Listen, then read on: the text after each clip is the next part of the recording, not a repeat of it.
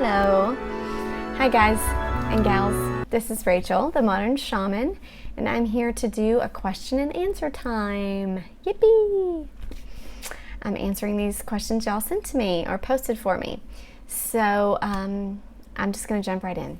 Here's the question. I'm just reading it. How do you set spiritual boundaries? Okay, straight out. How do you set spiritual boundaries? I'm assuming you mean for spirits or entities that you don't necessarily want, or maybe when you are connecting and starting to open to your multisensory gifts, your extrasensory perception, ESP. It is very important, and I've said this in other videos. I've done videos on spiritual protection, on how to surround yourself in white light, on affirmations, on how to set up structures that work for you.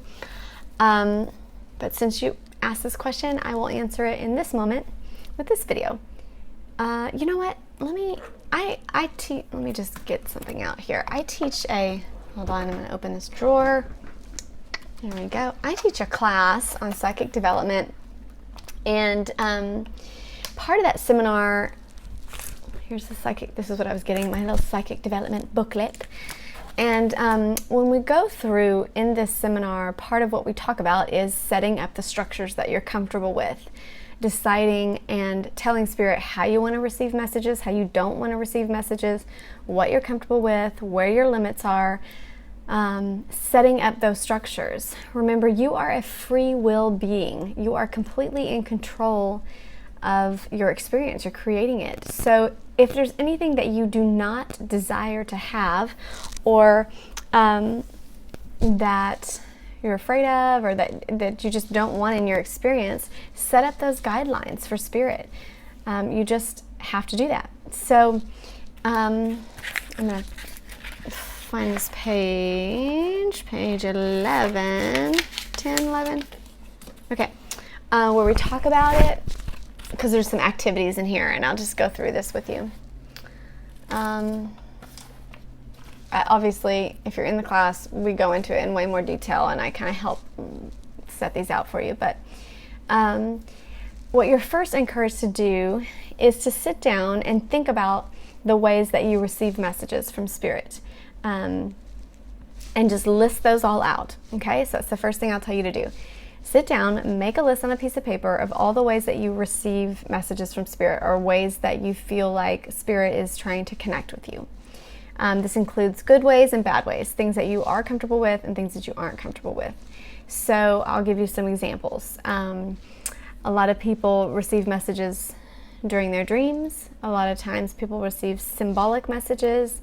Sometimes people hear voices. Sometimes people see visions. Sometimes people just have crazy, experiences, or see aliens, or have possessions, feeling demonic energies, or anything like that. So I would write all those ways down that you feel like Spirit has communicated with you in the past, or that you're aware that Spirit has a connection to you in that way. And then kind of separate them out into things that you're comfortable with and things that you're not comfortable with, in order to essentially write down your rules of spiritual communication. Okay? So, and I'm flipping over to the other side of the book with this exercise.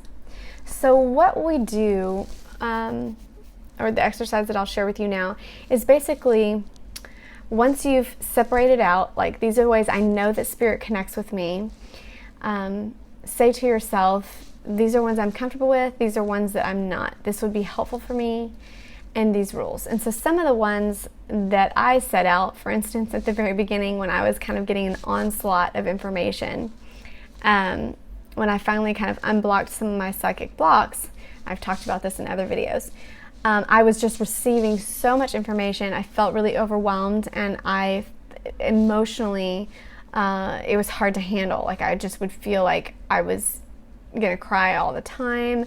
I was just hearing spirit constantly to where I felt like I couldn't hear when someone was talking to me because I was hearing their thoughts and I was hearing their guides, and it was all at once, and there was no order to it. So part of my psychic boundaries or spiritual boundaries was to say, okay, only one spirit can talk to me at a time. If there's more, and because I see visually, if there's more than one entity present, they have to stand in one line, one behind the other, and they have to talk to me one at a time. They can't all rush in, and I don't want to see them all at once because it becomes visually overwhelming and distracting to me. So I set up that boundary that they all need to stay in a line, and I can only see one at a time and hear one at a time. I also set up the boundary that if I'm not clearly receiving something, that spirit restate it, or just keep saying it until I get the message clearly. Because when I started channeling, I would be writing in my journal, and I would just be like madly writing, you know, just like with fear that I wasn't gonna get the message out quick enough for when it would leave my brain and move on to the next topic, because it was coming so fast in my head that I would feel like, oh, I've got to get it down. I'm going to miss a point. If I don't write fast enough, I'm going to lose it. I'm going to lose this block of thought that they're sending me. I'm not going to be able to keep up.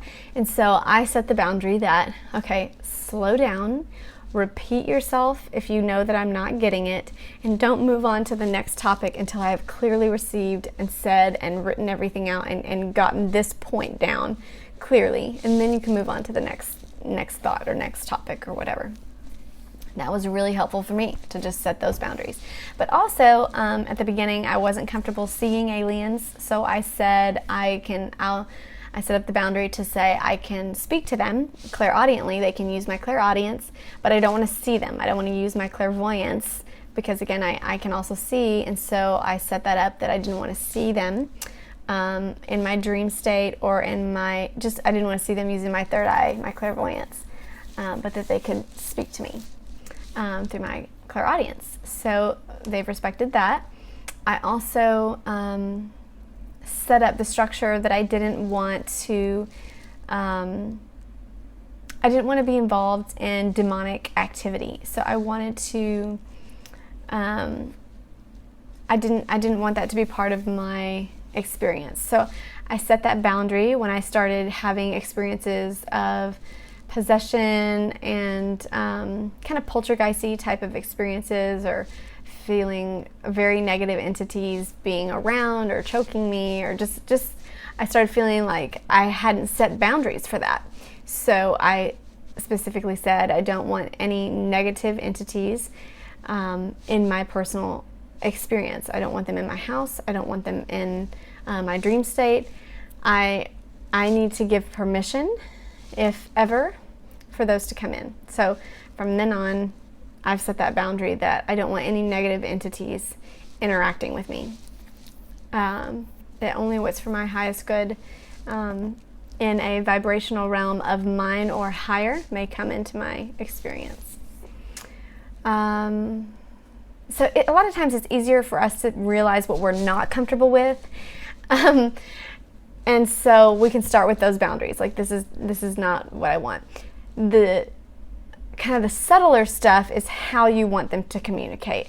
So realizing that, like, for instance, because I see, I'm clairvoyant and clairaudient, and I feel, I'm clairgustient, clairsentient, all of those clairs and things, if you're familiar with the psychic senses. I receive information basically on all of the multisensory levels. And so, again, I had to set up a boundary to what I wanted to feel in my body. Because if I'm remote viewing, I will feel what someone else's body is feeling. So when I started doing missing person work, I said, okay, if there's a murder, I don't want to be in someone's body and I don't want to physically feel that experience, because, again, I feel it like it's happening to me if I'm in that body. So I had to set that boundary and just say, this is as far as I'm going to go. I'm not going to go to where the actual murder happens. Like, when that happens, if that event's about to occur, I want to be able to pan out of the body and not be emotionally attached to it. I also set a very clear boundary that spirit may show me things, but I don't want to hold on to any emotional attachment of that event. So I need to be in a spiritual perspective, like a third person omniscient, and I want to feel it from the view and emotional state of spirit, not of a 3D body, because our 3D bodies feel the drama, they feel the emotional residue, they feel the intensity of events. But from a spiritual perspective, there's not a lot of morality or judgment or intensity from that perspective, because it's all knowing, all seeing, all understanding. And so the perspective is much broader, and there's no, the emotional impact is completely not there like it would be in a human body, because we don't have any attachment to the physical body when you're in spirit form. So I set that boundary that I wanted to experience those things that felt traumatic from a human perspective. I wanted to feel them only from spirit's perspective. So I don't have emotional attachment when I'm viewing traumatic events from like a remote viewing or astral traveling, or from third party omniscient perspective.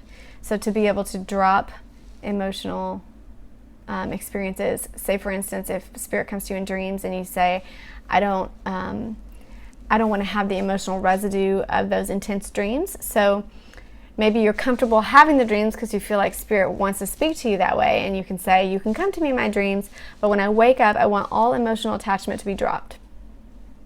Set that up if that's the way you want. Or maybe you don't want them to come to your dreams, and maybe you just want to only have certain types of experiences. I only want to interact with angelic entities. I only want to interact with past loved ones that are working through, that have loving things to say to me, or whatever it is. Sit down, write on a piece of paper the ways that you feel like spirit has communicated, and then use that to write on a second piece of paper your boundaries, your rules, like as if this world is your classroom, and just like a teacher would before you come into their classroom on the first day of school, they go through their rules and regulations and their consequences for that classroom. So this is your classroom. This body is your classroom. This world that you're creating is your classroom. So set up your rules with spirit in the way that you want them to communicate with you, the way that you feel comfortable, and lay it out. Okay? If you need help clarifying, again, you can always message me individually, but hopefully that will give you some little pointers and help in that direction. Remember, you are a sovereign being of free will. You have complete control over your experience. Don't forget that. You do. Believe me. And have peace in that. There's peace and fun and joy and a desire for expression and exploration in that knowing.